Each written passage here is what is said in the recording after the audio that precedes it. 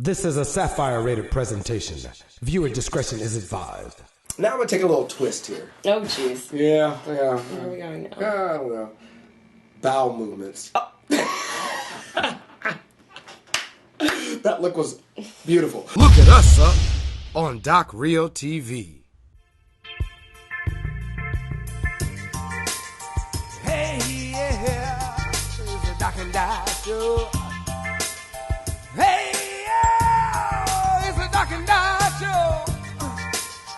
It's the Doc and Dyanna show. Doc and Dyanna.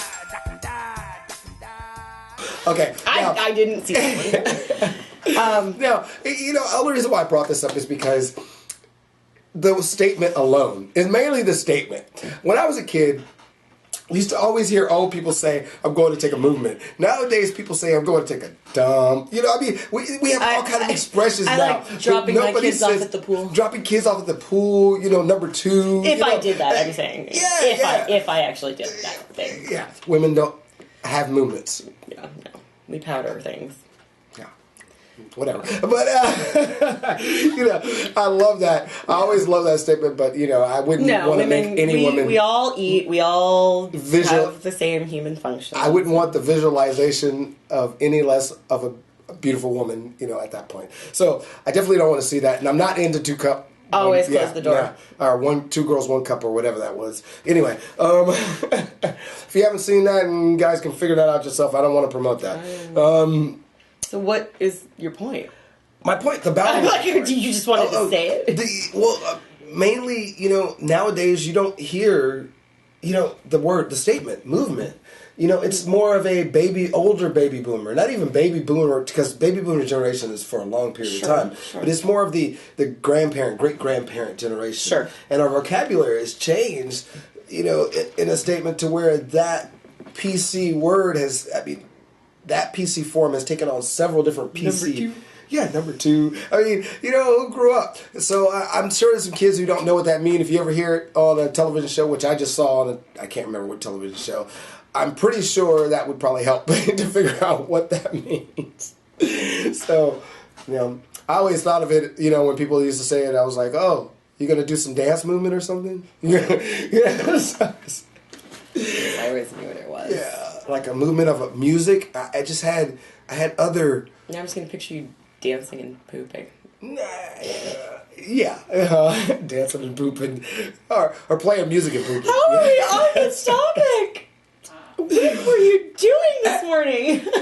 That wasn't this morning. I wrote that a couple of days ago. Actually, I guess I know what you were doing this morning. It's kind of a stupid question. Yeah, actually, be honest with you, I walked into a public, smaller public restroom in like a law office. Okay. Type building, and they share the restroom. Not a stalled restroom, is what you're saying. Now, I had to take a photo of it. This is what I saw. And after I saw that, it made me think of the word bowel movement.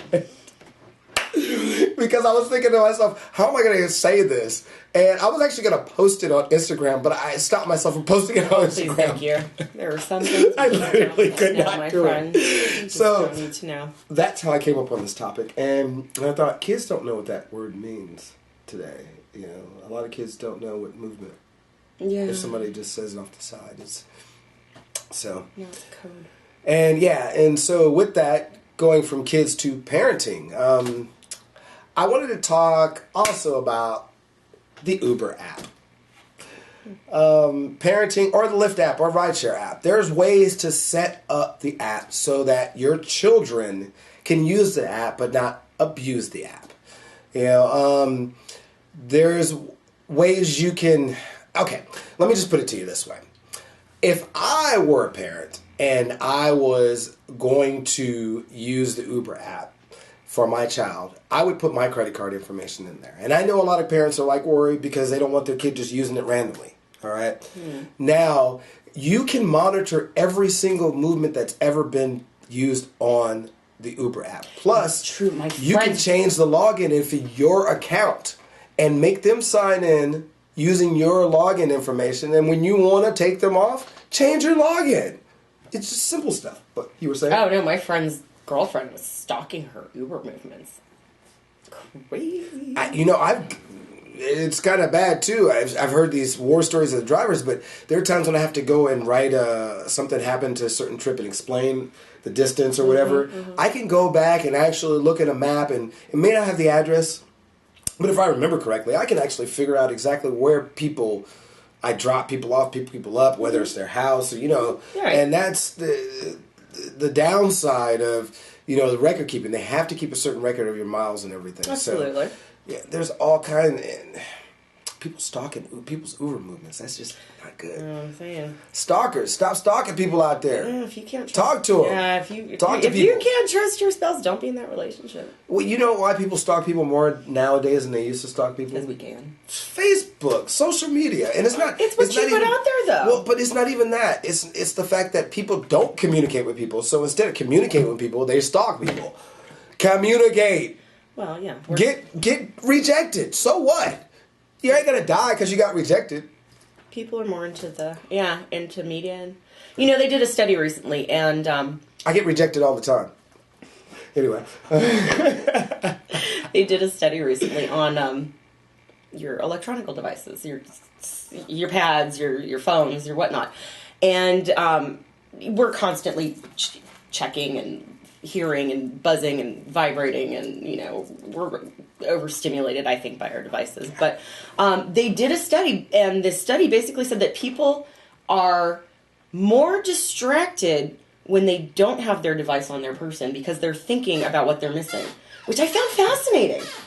I found that really interesting because I love being out without my phone. I forgot my phone a couple of weeks ago. I didn't turn around to get it. You know what? I survived. That's because your generation gap. I think a lot of people who have Generation X, baby boomers, even some of Generation Y, it starts in the middle of Generation Y with that gap because they grew up with the technology. They are so technologically literate. Their media literacy is so much more than ours. Right. And because their media literacy is so much stronger, they feel like they're not connected to the world or connected to anybody. And that's part of what we were saying, not being able to communicate. It's like, oh, I can't communicate unless I have this device. Yeah, no. You can. Push button, baby.